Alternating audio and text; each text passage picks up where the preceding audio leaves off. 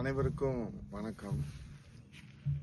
இன்றைக்கு தமிழகத்திலே மக்கள் விரோத ஆட்சி நடத்தி கொண்டிருக்கின்ற, மன்னராட்சி நடத்தி கொண்டிருக்கின்ற சர்வாதிகாரியாக இருக்கின்ற முத்துவேல் கருணாநிதி ஸ்டாலின் அவர்கள் தமிழகத்தின் முதுகெலும்பை உடைத்துவிட்டு இன்றைக்கு தமிழகத்தை தலைகுனிய விடமாட்டேன் என்று உறுதிமொழி ஏற்பதாக முப்பெரும் விழாவிலே பேசியிருக்கிறார்கள். அவர்கள் மாண்புமிகு எதிர்க்கட்சி தலைவர், வருங்கால முதலமைச்சர் புரட்சித் தலைவர் ஐயா எடப்பாடியார் அவர்கள் மீது அரசியல் காழ்ப்புணர்ச்சியோடு வன்மத்தை அவர்கள் இன்றைக்கு முப்பெரும் விழாவிலே வாய்க்கு வந்தபடி விமர்சனம் செய்திருக்கிறார்கள்.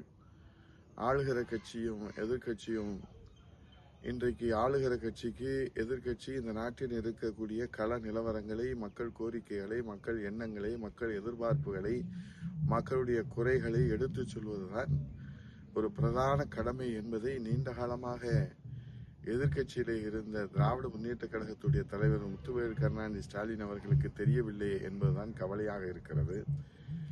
ஆகவே இன்றைக்கு 2026 சட்டமன்ற தேர்தலை எதிர்நோக்கி இன்றைக்கு புரட்சி தமிழர் ஐயா எடப்பாடியார் அவர்களை எழுச்சி பயணம் மேற்கொண்டிருக்கின்ற மக்களை காப்போம், தமிழகத்தை மீட்போம் என்கிற அந்த எழுச்சி பயணம் ஒரு மாபெரும் வெற்றி பயணமாக வெற்றி சரித்திரத்தை படைத்து வருவதை பொறுத்துக் கொள்ள முடியாது.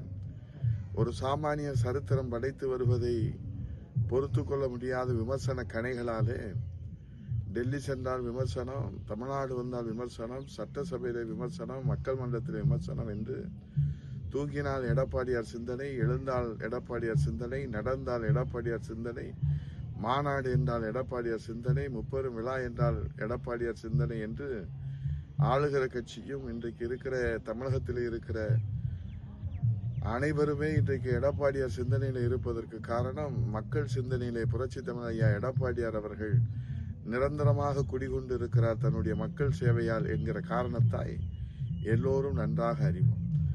ஆகவே மக்கள் விரும்புகிற முதல்வராக புரட்சி தமிழர் ஐயா எடப்பாடியார் அவர்கள் 2026 தேர்தலிலே முத்திரை பதிக்கின்ற ஒரு வரலாற்று வெற்றியை அனைத்து இந்திய அண்ணா திராவிட முன்னேற்ற கழக தலைமையிலான வெற்றி கூட்டணிக்கு தீர்ப்பு வழங்குவதற்கு மக்கள் தயாராகிவிட்டார்கள். ஆகவேதான் இன்றைக்கு அங்கே தொட்டு இங்கே தொட்டு காலாவதி தலைவர்களுடைய ஒப்பாரி ஆங்காங்கே இன்றைக்கு எழுப்பிக் கொண்டிருக்கிறார்கள். ஆகவே காலாவதியான தலைவர்களுடைய ஒப்பாரியால் புரட்சி தமிழர் ஐயா எடப்பாடியார் அவருடைய லட்சிய பயணத்தை எந்த வகையிலும் திசை திருப்பவிட முடியாது என்பதை தொடர்ந்து அவர் நிரூபித்து காட்டிக் கொண்டிருக்கிறார். ஆகவே புரட்சி தமிழர் ஐயா எடப்பாடியாருடைய தலைமையிலே நம்முடைய ஒரே லட்சியம், ஒரே இலக்கு